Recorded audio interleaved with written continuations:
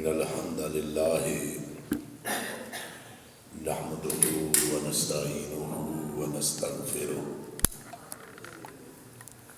ونعوذ بالله من شرور أنفسنا ومن سيئات أعمالنا من يهده الله فلا مضل له ومن يضلل فلا هادي له وأشهد أن لا إله إلا الله وأشهد أن محمدًا عبده ورسوله أما بعد فإن خير الحديث كتاب الله وخير الهدي هدي محمد صلى الله عليه وآله وسلم وشر الأمور محدثاتها وكل محدثة بدعة وكل بدعة ضلالة وكل ضلالة في النار أما بعد أعوذ بالله من الشيطان الرجيم بسم الله الرحمن الرحيم إن الصلاة كانت على المؤمنين كتاب موقوتا وقال الرسول صلى الله عليه وآله وسلم صلوا كما رأيتموني أصلي. سب تعریفیں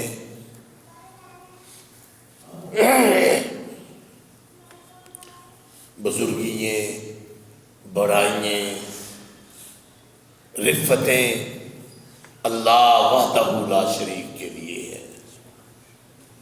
اس کے علاوہ اس کائنات میں کوئی حقیقی معبود نہیں ہے، کوئی الہ نہیں ہے، کوئی رب نہیں ہے. وہ ساری کائنات کا رب بھی ہے، الہ بھی ہے، پالنے والا بھی ہے اور مشکل کشا بھی ہے. درود و سلام ہو ہادی برحق رحمت دو عالم امام الانبیاء سید الانبیاء خاتم النبیین فخر الانبیاء جناب محمد الرسول اللہ صلی اللہ علیہ وآلہ وسلم کی ذات مبارکہ پر کئی جمعوں سے نماز کا مسنون طریقہ، نماز کی اہمیت اور نماز کا مسنون طریقہ اسی کے بارے میں چل رہا ہے. یہ انتہائی اہم موضوع ہے.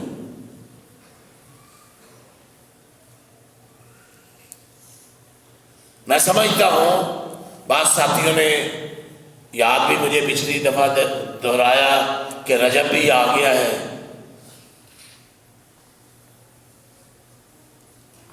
کئی بدعات اس میں بھی ہیں. آگے شعبان آ جائے گا پھر اس میں بھی بدعات ہیں. آگے رمضان المبارک آ جائے گا اس میں اور طریقے لوگوں نے ایجاد کیے ہوئے ہیں. لیکن جو میں دیکھ رہا ہوں اور جو حقیقت ہے کہ اب ہماری اپنی نمازیں درست نہیں ہیں.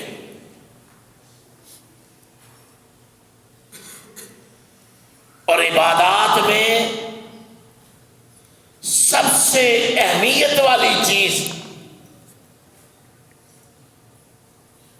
لا الہ الا اللہ کے بعد نماز ہے.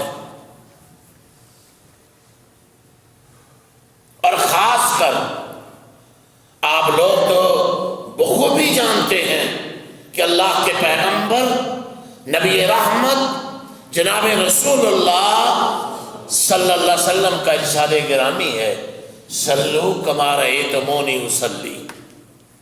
لوگوں نماز اس طرح پڑھو جس طرح مجھے نماز پڑھتے ہوئے دیکھتے ہو. ایک دوست نے یہ خط بھی لکھا ہے بڑا طویل. اس نے اگرچہ یہ لکھا ہے کہ آپ نے یہ موضوع شروع کر کے ہم پر بڑا احسان کیا کیونکہ ہماری نمازیں درست نہیں ہیں، نہ رکوع صحیح ہے، نہ جلسہ صحیح ہے، نہ قعدہ صحیح ہے، نہ تشہد صحیح ہے، نہ رفع الیدین صحیح ہے، نہ آمین صحیح ہے۔ کچھ لوگ اتنی بلند آواز سے آمین کہتے ہیں کہ ساتھ والا بھی ہل جاتا ہے، اور کوئی بندہ واقعی رفع الیدین اس طرح کرتا ہے کہ یہاں سے بس یہی رفع الیدین، اس کے مطابق یہی رفع الیدین اس طرح ہی کر لیا، وہ رفع الیدین کی اہمیت ہی نہیں سمجھتا، اس طریقے کو اپناتا ہی نہیں ہے جو کائنات کے امام نے اپنایا۔ اور مجھے آج بھی یاد ہے کہ ایک بڑا عالم فاضل، میرے ایک دوست کا والد تھا، وہ آیا تو مجھے کہنے لگا جی چلو میرے ساتھ جدہ چلو، عمرہ کرنے کے لیے میرے والد صاحب آ رہے ہیں۔ تو میں بھی ساتھ اس کے چلا گیا، میرے پاس گاڑی تھی، میں اس کو لے گیا جدہ۔ تو وہاں ہمارے ایک عزیز کے گھر تھے، وہاں ہم ٹھہرے۔ مجھے بڑا افسوس ہوا اس وقت، مجھے کہنے لگا جی ایک حدیث رفع الیدین کی دکھا دیں آپ۔ میں نے کہا کبھی آپ نے حدیث پڑھی نہیں، اس کا مطلب یہ ہے آپ دارالعلوم سے فارغ ہیں اور اپنے علاقے کے بڑے علماء میں شمار ہوتے ہیں، اس کا مطلب یہ ہے کہ آپ نے حدیث پڑھی نہیں ہے، کبھی اس کو کھولا ہی نہیں ہے کہ رفع الیدین کی حدیثیں تواتر تک پہنچتی ہیں، لوگوں تواتر تک پہنچتی ہیں۔ یہ کوئی اتنا اختلافی مسئلہ نہیں تھا اور نہ ہے، لیکن ہم نے اس کو بھی اختلافی بنا دیا، اور ضد اور تعصب میں آمین کو بھی ہم نے، جہری آمین کو بھی ہم نے اختلافی مسئلہ بنا دیا، حالانکہ حدیث واضح ہے۔ میں نے اس کو 20 حدیثیں دکھائیں، حیران رہ گیا۔ تو بھائی لوگوں کو پتہ ہی نہیں ہے، لوگ نہیں چاہتے، یہ تو ضد اور تعصب میں سب کچھ ہو رہا ہے، یہ گروہ کرتا ہے، ہمیں کہا گیا نہیں کرنا۔ اس بھائی نے لکھا ہے مجھے خط میں کہ جناب وہ تو ایک پاؤں تو لوگ اٹھاتے ہی نہیں ہیں، ہلاتے ہی نہیں ہیں، اور آپ کہتے ہیں امام والے ادھر سے ادھر کو ملے اور ادھر سے ادھر کو ملے، اور ملے کیسے؟ انہوں نے کہا اگر قدم اٹھایا تو آپ کی نماز باطل ہو جائے گی۔ تعصب اس حد تک بڑھ چکا ہے کہ اب ان کو پتہ ہے کہ اگر امام کی طرف ہم دوسرے کے ساتھ ملیں گے تو قدم ہلانے پڑیں گے، انہوں نے کہا قدم ہی نہیں ہلانا۔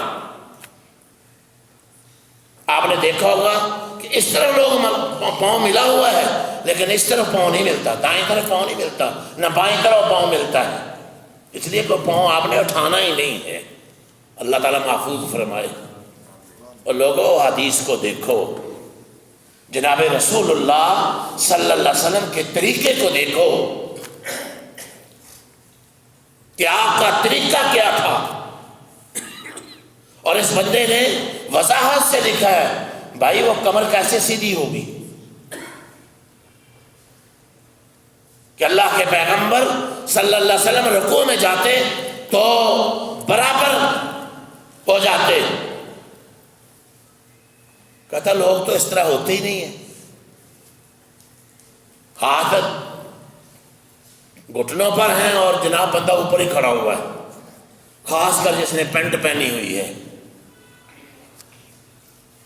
پینٹ پہننا مجبوری نہیں ہے، لیکن رکوع کا صحیح کرنا واجبات میں سے ہے۔ لا رسول اللہ صلی اللہ علیہ وسلم لا تجزئ الصلاۃ، آج یہی ہے، لا تجزئ الصلاۃ الرجل، آج یہاں سے ہم نے شروع کرنا تھا۔ فرمایا اس آدمی کی نماز کفایت نہیں کرتی، پوری نہیں ہوتی۔ کون سا شخص؟ حتی یقیم ظہرہ فی الرکوع والسجود، جب تک وہ اپنی پیٹھ اپنے رکوع میں اور اپنے سجدے میں سیدھی نہ کر لے۔ ہم تو ایک سجدہ کیا اور بس پتہ نہیں ایک دفعہ بھی سبحان ربی الاعلیٰ پڑھتے ہیں کہ نہیں پڑھتے۔ اور آپ نے حدیث سنی تھی حضرت اما عائشہ صدیقہ طیبہ طاہرہ رضی اللہ تعالیٰ عنہ فرماتی ہیں کہ اللہ کے پیغمبر جناب رسول اللہ صلی اللہ علیہ وسلم رکوع میں جاتے تو ہم سمجھتے شاید آپ بھول گئے ہیں، رکوع سے اٹھتے تو اتنا لمبا قیام کرتے کہ ہم سمجھتے اللہ کے پیغمبر صلی اللہ علیہ وسلم بھول گئے ہیں، سجدے میں جاتے اتنی دعائیں پڑھتے کہ ہم سمجھتے اللہ کے پیغمبر صلی اللہ علیہ وسلم سجدہ بھول گئے ہیں، اور دو سجدوں کے درمیان اتنا آپ بیٹھتے اور ہم یہ وہم کرتے، ہمیں یہ خیال آتا کہ اللہ کے پیغمبر صلی اللہ علیہ وسلم دوسرا سجدہ کرنا بھول گئے،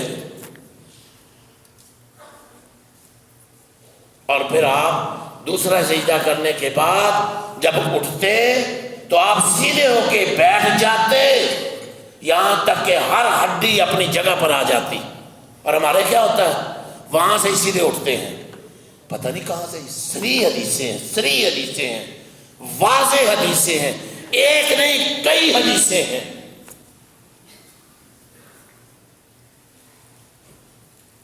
لیکن ساری نماز میں اختلاف ہے بھائی، آپ کہتے ہیں بولے ہی نہ، بات ہی نہ کریں اس پر، ساری نماز اختلافی ہے، ساری حدیث کو ہم پسے پش ڈال دیں، پاؤں کے نیچے رون دیں،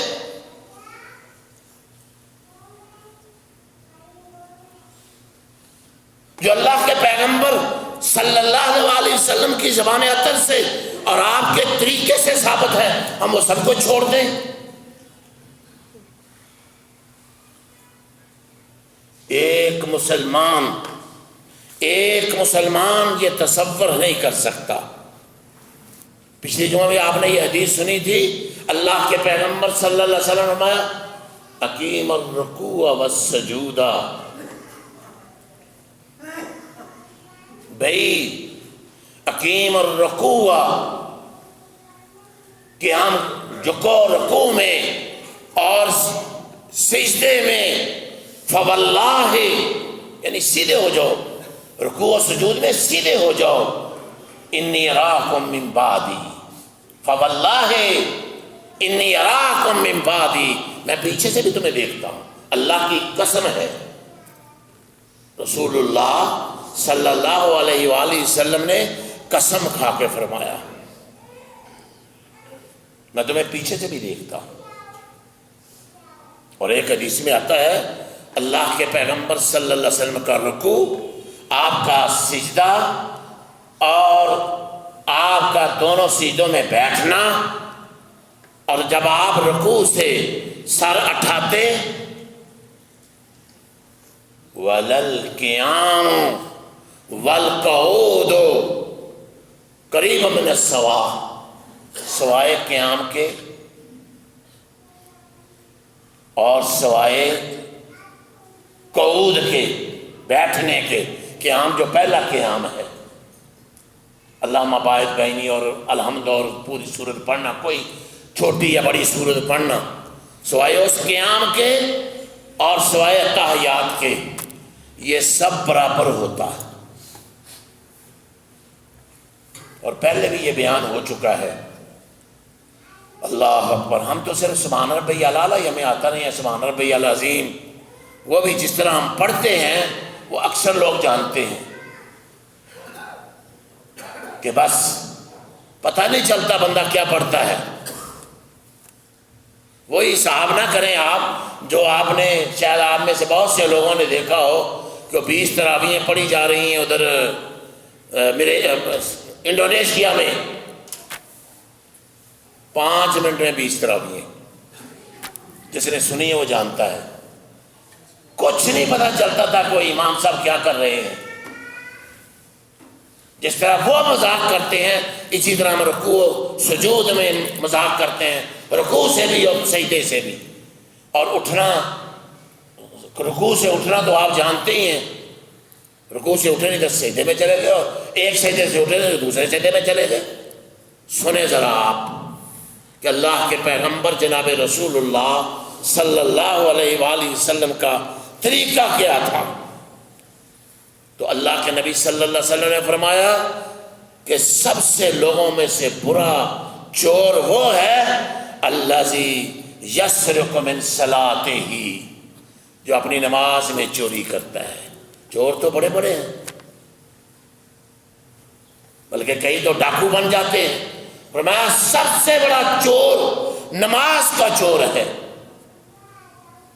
قالوا یا رسول اللہ وکیف یسرق الصلاۃ، اللہ کے پیغمبر صلی اللہ علیہ وسلم وکیف یسرق فی صلاتہ، یا رسول اللہ اپنی نماز میں کیسی چوری کرتا ہے؟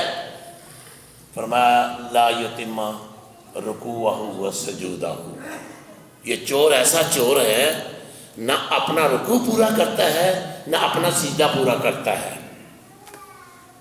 آپ تصور کریں کہ یہ کیسا چور ہے، نمازوں کا چور یہ ہے۔ قرآن تو آپ نے سنا ہی ہے نا، ویل للمصلین الذین هم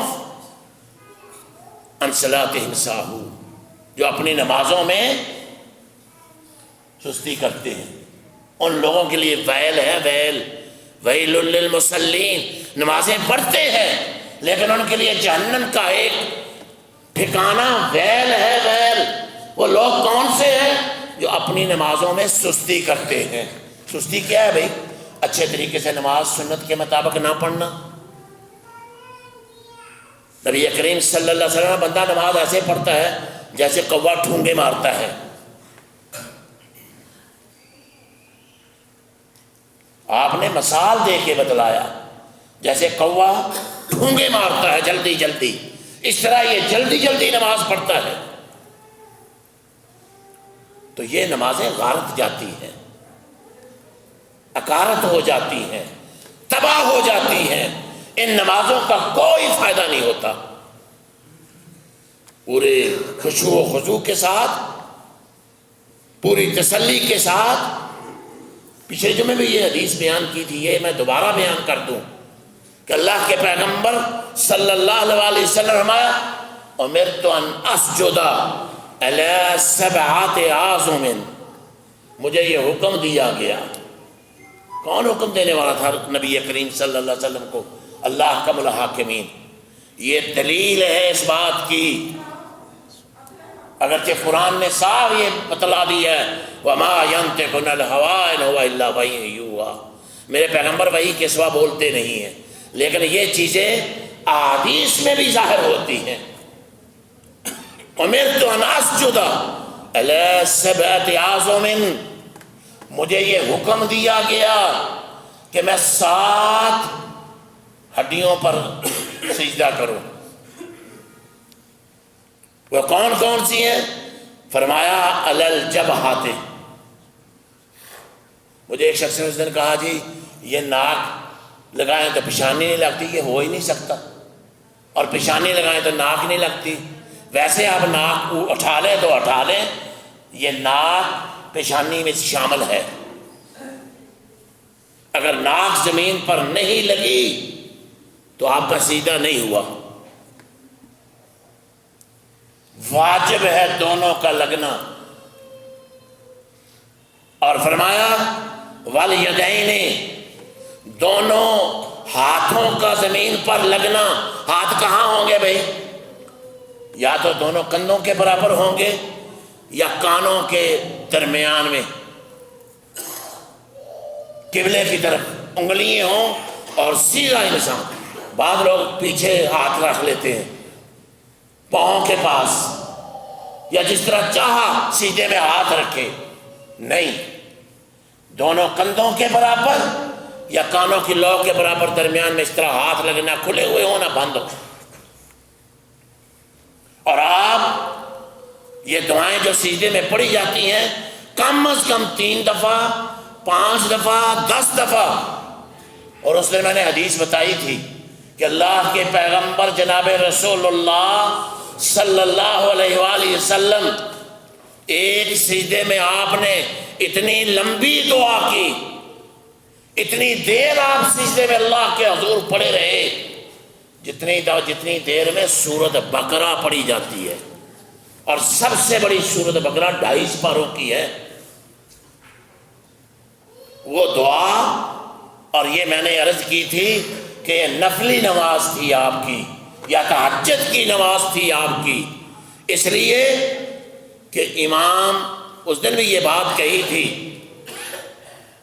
کہ حضرت معاذ رضی اللہ تعالیٰ عنہ نے ایک دفعہ سورۃ بقرہ شروع کر دی عشاء کی نماز میں. ایک صحابی رسول اللہ صلی اللہ علیہ وسلم کی خدمت میں حاضر ہوئے اور عرض کی، یا رسول اللہ آج تو میں نے نماز توڑ دی ہے. فرض نماز حضرت معاذ کے پیچھے پڑھ رہے تھے، نماز توڑ کے چلے گئے. اور شکایت کس کے پاس لے کر گئے؟ جناب رسول اللہ صلی اللہ علیہ وسلم کے پاس. آج تو ہم نے امام چھوٹی سی صورت پڑھ دے نا ہم اکتا جاتے ہیں. وہ سورۃ بقرہ سے اکتاتے تھے.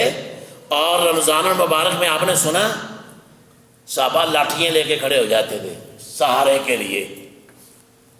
اتنی لمبی تراویح ہوتی تھی. اور اللہ کے نبی صلی اللہ علیہ وسلم نے جو 3 دن تراویح کروائی تھی، صحابہ کہتے ہمیں ڈر پیدا ہو گیا کہ ہماری سحری نہ فوت ہو جائے کہیں. اب تو ہم چھوٹی چھوٹی رکعتوں سے بھی اور چھوٹی چھوٹی صورتوں سے بھی گھبرا جاتے ہیں کہ مولوی صاحب نے آج جناب علی کیا کہتے ہیں اس کو سورت اما یتساءلون پڑھ دی، یا یہ پڑھ دی یا وہ پڑھ دی، یا تھوڑی سی لمبی کر دی. یا جمعے کے دن میں نے دیکھا کہ جمعے کے دن کئی لوگ دوسری مسجدوں میں نماز پڑھنے جا رہے ہوتے ہیں کہ یہاں جی لمبی قرات ہوتی ہے، سورۃ سجدہ اور سورۃ الدہر پڑھتے ہیں، یہ لمبی نمازیں ہیں. حالانکہ یہ سنت ہے جناب رسول اللہ صلی اللہ علیہ وآلہ وسلم کی. تو آپ دونوں ہاتھ رکھتے، دونوں گھٹنے آپ زمین پر رکھتے، دونوں پاؤں اور پاؤں کی انگلیاں قبلہ رخ ہوتی، آپ زمین پر رکھتے. یہ ہے سجدہ. یہ 7 اعضاء. اور پھر آپ نماز میں نہ اپنے کپڑوں کو سیدھا کرتے اور نہ ہی اللہ کے پیغمبر صلی اللہ علیہ وآلہ وسلم اپنے بالوں کو سیدھا کرتے. بہت سے لوگ اپنی داڑھی کے ساتھ ہی کھیلتے رہتے ہیں، اپنے بالوں کو ہی سیدھا کرتے رہتے ہیں. بھئی نماز خشوع و خضوع کا نام ہے. اللہ کے حضور خشوع و خضوع کے ساتھ کھڑے ہو جانا. اس دن بھی میں نے درخواست کی تھی آج سے شروع کر لیں نماز کا ترجمہ اچھی طرح. وہ دعائیں جو مسنون دعائیں ہیں ان کو یاد کریں. ہم سے رب جعلنی پڑھ کے ختم کر دیتے نماز. اس کے علاوہ بہت سے لوگوں کو، اکثر لوگوں کو دعائیں آتی نہیں ہیں. اور جو مسنون اور بعض لوگوں نے فرض کہا ان کو، وہ دعائیں ہم چھوڑ ہی دیتے ہیں جن کا تذکرہ آگے آئے گا انشاءاللہ. تو یہ سجدہ جو ہے فرمایا اعتدلوا فی السجود، نماز میں اعتدال کرو، سجدوں میں اعتدال کرو تسلی کے ساتھ. اس طرح جس طرح پہلی حدیث میں آیا کہ 7 اعضاء پر سجدہ، پھر تسلی ہو جائے اللہ کے حضور خشوع و خضوع میں سجدے سے کریں. فرمایا والا یبسط احدکم ذراعیہ انبساط القلب. جس طرح کتا نہیں بیٹھتا زمین پر یہ بازو لگے ہوئے ہیں ایسے لمبے کر کے، فرمایا جس طرح ہمیں یہ کہا جاتا نا عورتوں اور مردوں کی نماز میں فرق ہے. وہ کون سی حدیث ہے بھائیو؟ اگر کسی کو اس حدیث کا پتہ ہے تو ہمیں بھی بتا دے کہ مردوں اور عورتوں کے سجدے میں فرق ہے. کوئی ہے حدیث پورے حدیث کے خزانے میں نبی کریم صلی اللہ علیہ وسلم کی جتنی صحیح حدیث ہیں، اگر کسی ایک میں عورتوں اور مردوں کا الگ الگ طریقہ تو لا کے دکھائیں. نہیں جی، یہ شرم و حیا کی بات ہے. عورتیں زمین کے ساتھ چمٹ جائیں گی. نہ اللہ کو پتا تھا اس بات کا، نہ اللہ کے پیغمبر کو پتا تھا. کیا آپ نے بیان نہیں کیا کہ عورتیں زمین کے ساتھ چمٹ کر سجدہ کریں؟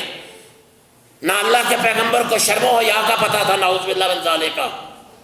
اللہ کے بندو، اسلام پر، صاحب اسلام پر اتنی بڑی تہمت نہ لگاؤ۔ خدا را وہ طریقہ سلو کما رہے تو مونی اسلی، پردے کے علاوہ اور کوئی تفریق نہیں نماز میں عورتوں اور مردوں کی۔ مجھے یہ بھی تعجب ہوتا ہے، عورتیں سینے پر ہاتھ باندھیں اور مرد ناف کے نیچے ہاتھ باندھیں، یہ کہاں سے آ گیا بھائی؟ یہ کون سی وہ حدیث ہے؟ کوئی ایک حدیث پورے خزانے میں سے لا کے دکھاؤ، ایک حدیث۔ ویسے چیلنج تو نہیں کرنا چاہیے، لیکن افسوس ہوتا ہے مسلمانوں پر کہ حدیث ہے ہی کوئی نہیں کہ عورتیں سینے پر باندھے اور مرد، یہ بھی شرم و حیا کا کہتے ہیں جی، عملی نمونہ ہے۔ نعوذ باللہ من ذالک۔ اللہ سے ڈرنا چاہیے اور حدیثیں دین کو وضع نہیں کرنا چاہیے۔ یہ دین، ہمارا دین اللہ نے بھیجا ہے، اور اللہ نے اپنے پیغمبر، کائنات کے امام، امام الانبیاء، سید الانبیاء، خاتم الرسل جناب محمد رسول اللہ پر بھیجا ہے۔ میرے اور آپ پر نہیں بھیجا کہ ہم جو مرضی کرتے رہیں، یا کسی فقیہ کو آپ نے اجازت نہیں دی، کسی محدث کو آپ نے اجازت نہیں دی، کسی مولوی کو آپ نے اجازت نہیں دی، جو اپنی مرضی سے اس دین کو گھڑتا پھرے اور جو دل میں آئے وہ کرتا پھرے۔ اس لیے بھائیو، آج ہی عورتوں کی نمازیں صحیح کروا دو۔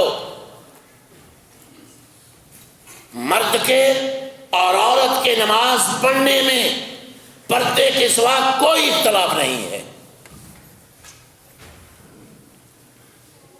اور اللہ کے پیغمبر جناب رسول اللہ صلی اللہ علیہ وسلم نے، وہ لوگ جو آپ کے پاس آئے تھے، 1 مہینہ آپ سے دین سیکھتے رہے، پھر انہوں نے عرض کی، یا رسول اللہ، ہم اپنے اہل و عیال سے اداس ہو گئے ہیں، ہمیں آپ اجازت دے دیں، اپنے گھروں میں چلے جائیں۔ تو آپ نے کیا فرمایا تھا؟ جاؤ، چلے جاؤ، لیکن وہاں جا کر اپنے لوگوں کو سلو کما رہی تو مونی اسلی، اس طرح نماز سکھلانا جس طرح تم نے مجھے نماز پڑھتے ہوئے دیکھا ہے۔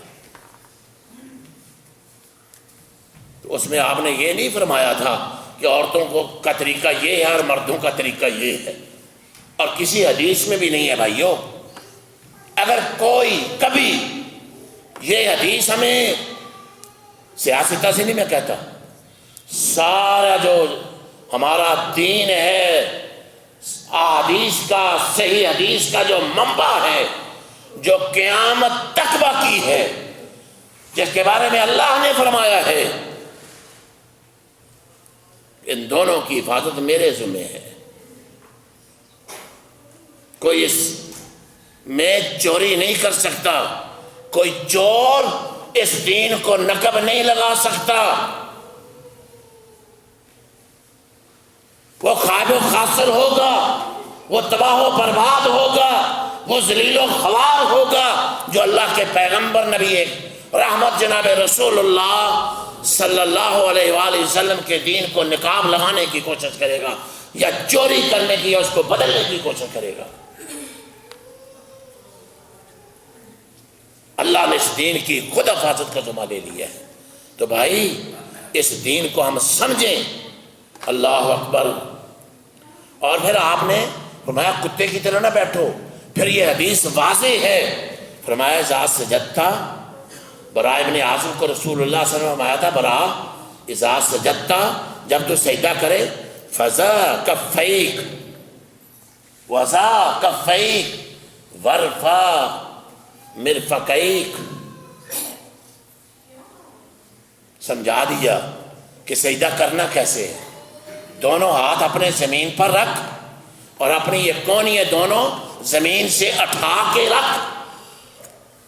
اس کا مطلب یہ کتے کی طرح یہ کہ یہ سیدھی بچھا دے آدمی اور زمین کے ساتھ لگ کے بیٹھ جائے، نہ یہ عورتوں کے لیے طریقہ ہے یا نہ مردوں کے لیے۔ فضا کفیک ورفا مرفقیک، دونوں ہاتھ اپنی تھیلیاں زمین پر رکھ اور اپنی کونیوں کو پیچھے سے اٹھا کے رکھ. اور پھر آپ نے بتا دیا، اللہ اکبر، اللہ کے پیغمبر جناب رسول اللہ صلی اللہ علیہ وسلم نے بتلا دیا کہ آپ اپنے دونوں ہاتھوں کو کھلا رکھتے. وَلَوْ أَنَّ بَحْمَةً أَرَادَتْ أَن تَمُرَّ تَحْتَ يَدَيْهِ لَمَرَّتْ. آپ اس طرح اپنے ہاتھوں کو اونچا رکھتے، اگر درمیان سے کوئی بکری کا چھوٹا بچہ آپ کے نیچے سے سجدے کے درمیان سے اندر سے گزرنا چاہے تو گزر جاتا.